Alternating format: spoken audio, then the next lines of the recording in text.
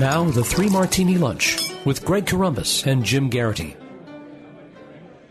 And welcome, everyone, to the Thursday edition of the Three Martini Lunch, along with Jim Geraghty of National Review. I'm Greg Corombos of Radio America. We have all crazy martinis for you again today. We tried, but we just take what the news can give us, and we are proud to be sponsored today by ExpressVPN. Protect your online activity today and find out how you can get 3 months of that protection free at expressvpn.com/martini. expressvpn.com/martini. Much more on that in just a moment. Jim, we're always excited when we have new members of Congress who express strong conservative values coming to Washington, especially from rock-ribbed conservative areas like Tennessee. And then sometimes before they even take office, you start to have some buyer's remorse. I know David French is. This is his new congressman, or will be. He didn't say if he voted for him or not, but I'm sure he's thrilled at this news. This is courtesy of the Nashville Tennessean. A soon-to-be congressman from Tennessee told constituents Tuesday he believed vaccines may be causing autism, questioning data from the Centers for Disease Control and other institutions disproving such a theory. Not only did Republican Mark Green, a congressman-elect from Clarksville, who is also a medical doctor, express hesitation about the CDC's stance on vaccines, he also said he believed the federal health agency has, quote, fraudulently managed, unquote, the data. His remarks came in response to an audience question at a town hall meeting in Franklin from a woman identifying herself as the parent of a young adult with autism. The woman was concerned about possible cuts to Medicaid funding. Let me say this about autism, Green said. I have committed to people in my community up in Montgomery County to stand on the CDC's desk and get the real data on vaccines because there is some concern that the rise in autism is the result of the preservatives that are in our vaccines. As a physician, I can make that argument, and I can look at it academically and make the argument against the CDC if they really want to engage me on it. So, Jim, there's pretty strong evidence that that's not the case. I know a lot of people are concerned about the rising rates of autism, and that's certainly legitimate, but there hasn't been this link proven. In fact, there's plenty of evidence to the contrary.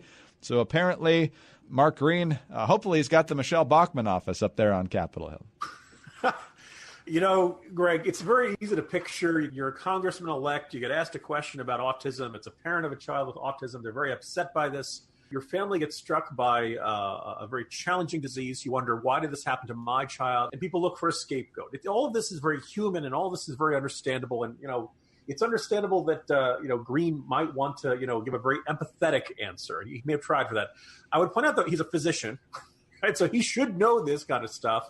And he, at the very least, should recognize that anything that's even in that gray area of saying, well, maybe, opens the door to conspiracy theories, opens the door to this very dangerous trend of parents saying because they're afraid of autism, they don't let their kids get vaccinated.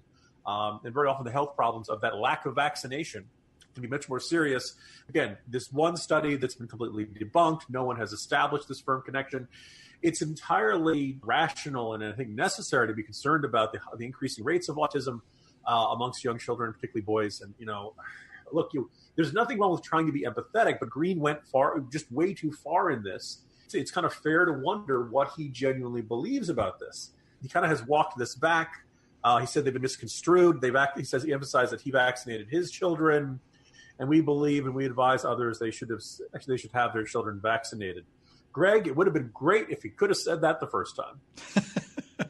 Let's hope the damage is limited here. This is how he's going to be labeled, though, for a good while here coming into this new Congress. And let's hope that he can establish himself as a reliable conservative on a number of other issues to kind of shift the focus, if we can here.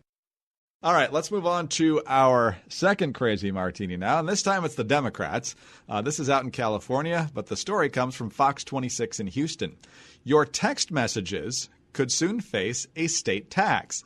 California regulators are considering charging a fee for text messaging to support programs that make phone service accessible to low-income residents. This isn't very creative. It's just political BS, said consumer watchdog leader Jamie Court. He's fired up about the California Public Utility Commission's plan to charge a fee for text messaging. Quote, I find it appalling that there's going to be a text tax because it's so visceral, it's so anti-consumer, and we haven't established a need for it. And so we'll see what happens here. Jim, there's a bunch of California regulators. Most of them are probably liberals. And so if there's a chance to raise revenue on some way or another, they're probably going to do it. From what I've seen so far, most likely it'll just be a flat fee on everyone's bill, which is probably going to get less attention than if you got a microscopic tax for each text, because if that were the case, then I think the texting debt for young people would probably dwarf the student loan debt pretty soon, because the amount of texting that happens among young adults. So what's your take on this? And is there an inroad here for conservatives to make some friends among young people? Republicans can't win votes amongst millennials with Democrats putting a proposal like this on the table. They're never going to do it. This is about as golden. You know, about the high hanging fastball that's really right there, just waiting for you to smack it out of the park in baseball. This is it. Now, I got to point out, though, Greg, there is some small part of me that says, this might be a good teachable moment for all of these young people on the left, all of these good Democrats that you thought were on your side, want to take more money from you for something you've been used to having taxed today, not taxed per message and a comparably low level than what they're proposing. Greg, I was thinking about it. If this went through, would I have a better excuse for just ignoring other people's texts then? Well, I was going to reply, but I didn't want to pay the tax. So, you're just going to have to call me. If you find yourself, here's the next thing is that could you tax spam emails? Could you tax press release emails? I get a ton of those. Idiotic Twitter messages, there are a lot of things in the realm of communications that are much more annoying than texts. That if somebody wanted to tax, I would be perfectly fine with that. So. Jim, two quick follow-ups here. First of all, if you didn't respond to text, you wouldn't be bothered by anyone under the age of 30, maybe even 35. And secondly, this is probably off the point, but why would anyone turn on the read admission that you've actually seen the text, which basically then puts a ton of pressure on you to respond as quickly as possible? Who would do that? It's basically confirmed to this person that I'm ignoring them. Yes. Or as somebody has pointed out, you begin typing, you get the signal the person is typing, but then no message comes through. Yes. You have this annoying sense of, you were going to tell me something, weren't you? And then you backed away. Come on, say it. Let it out. I can take it. You tax that, maybe California Democrats. Maybe you've got some idea there. Well, speaking of high tech, with all the recent news about online security breaches, it's hard not to worry about where your data goes. Making an online purchase or simply accessing your email could put your private information at risk.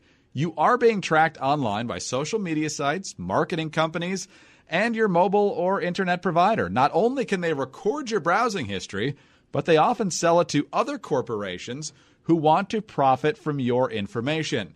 And that's why we have good news, because you can take back your privacy by using ExpressVPN. ExpressVPN has easy-to-use apps that run seamlessly in the background of your computer, phone, or tablet. Turning on ExpressVPN protection just takes one click. ExpressVPN secures and anonymizes your internet browsing by encrypting your data and hiding your public IP address. Protecting yourself with ExpressVPN costs less than $7 a month, and it's rated the #1 VPN service by TechRadar and comes with a 30-day money-back guarantee. So if you ever use public Wi-Fi and want to keep hackers and spies from seeing your data, ExpressVPN is the solution.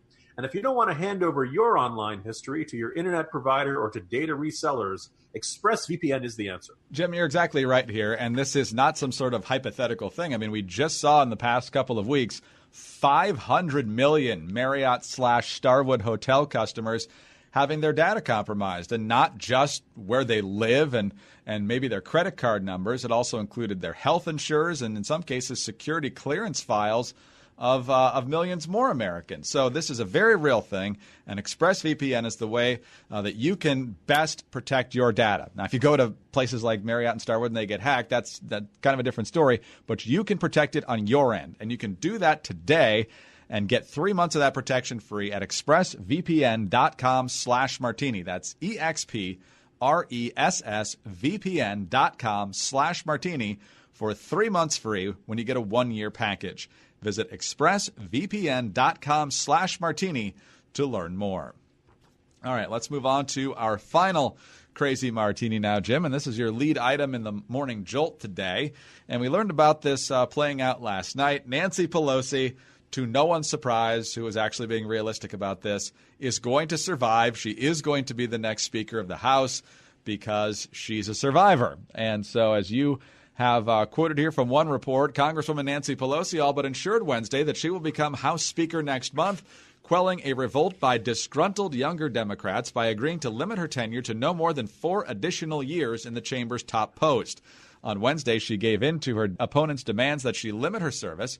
Under the deal, House Democrats will vote by February 15th to change party rules to limit their top 3 leaders to no more than 4 two-year terms, including time they've already spent in those jobs. Everyone after her, you point out, will be limited to 8 years in leadership slots, but only after she has served 2 decades at the top, because she became Democratic leader in end of 2002, beginning of 2003. So that'll be exactly 20 years for her as the Democratic leader. And if she gets her way in 2020, that'll mean 8 years as Speaker, which is perfect for her, Jim, because she'll be into her 80s. She probably won't want to hang around that long anyway. And you got to think, with Trump on the ballot, the Democrats will be turning out in droves. So the odds of the Democrats losing the majority in 2020 are pretty low. But if the Democrats win the White House in 2020, the Republicans will probably have a pretty nice blowback in 2022. So if they lose the majority then, that's all right. She's on her way out. Nancy Pelosi wins without giving up anything. One of the great ironies, or one of the interesting things that we saw, I believe more than 60 House Democratic candidates say, oh, I will not vote for Nancy Pelosi. Now, it's worth mentioning that not all of them were running in terribly competitive districts. And so they're running in, deep conservative, deep red districts where they kind of had to say that.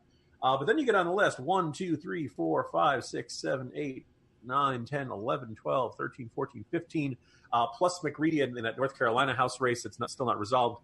Yes, I wrote them all out, and yes, I counted them all. That's a pretty healthy chunk of the caucus that said, I will not vote for Nancy Pelosi. Now, when they have their leadership election, they can leave them, they can blank. They can say, I'm not voting for anyone. They can write in Mickey Mouse. They could, put out somebody else. But it was going to be a little bit of a cop-out here, and that these 15 will be able to, as well as the other dozen or so Democrats who had already been elected, who said they would not vote for Pelosi. They can vote for, there's no real option. A little bit of talk about Marcia Fudge a little while ago, but after a couple of days, she said she wasn't interested. I don't know whether she had a horse's head in her bed or some other leverage that Nancy Pelosi demonstrated, but that was pretty darn short-lived. And so Nancy Pelosi, wants term limits once she's finished her 20 years of leading the party. It was back when Dick Gephardt stepped down after the 2002 midterms, which had gone very badly for the Democrats, and he wanted to run for president because, hey, Greg, who wouldn't want to see Dick Gephardt, the next president of the United States? Turns out just about everyone. I'm surprised you're not seeing a little more grumbling in the ranks of Democrats. It suggests to me that this was all something of a pose. And it's worth noting, not only is she coming back in the top slot, Steny Hoyer is going to be majority leader again. Jim Clyburn's going to be majority whip again. This is the exact same crew who was leading things in 2010. And I went down in the lower ranks, the lesser ranked folks in the caucus leadership hierarchy. There has been a little bit of turnover there, but the top 3 are still there. So again, what is the value of these term limits? I kind of came around on the argument for term limits in the general sense. But in leadership, I think it probably does do a party good to kind of, churn the waters every now and then. And, it's one of the really bizarre. I suppose some people say this is a tribute to House Democrats. I think it'll be kind of something of an indictment of them that they've had Nancy Pelosi as a majority leader, actually, I guess minority leader, then as Speaker of the House, then back as minority leader again, and now she's going to be Speaker of the House again. It's kind of remarkable that in that 20-year span, or I guess we're now up to about 16 of these years, Tim Ryan probably came close, and he only got about 60 votes. So not only has she been the leader, she really has not allowed anybody else to even come within smelling distance of her position. So eventually the reign of Nancy Pelosi comes to an end. Good, we capped it at 2 decades. So way to go, Democrats. Way to go. Yeah. She does need to get to 218 to be Speaker, and she will, because she's going to have it all figured out. She's going to let as many people as possible who promise not to vote for her. As you said, they can vote for Mickey Mouse or whoever they want. But the fun part of that is watching her face while they're doing the person-by-person vote count, and she'll start smiling really insincerely as if she's respecting someone else's right to vote for whoever they want, when deep down she's like, oh, I'm making a note of this. Oh, I was going to say, she's imagining the vengeance, I hope you like being the, deputy chairman of the belly button lint committee, because that's the job you're getting. Approps, never happening. Budget, judiciary, nope, none of the good stuff. You're going.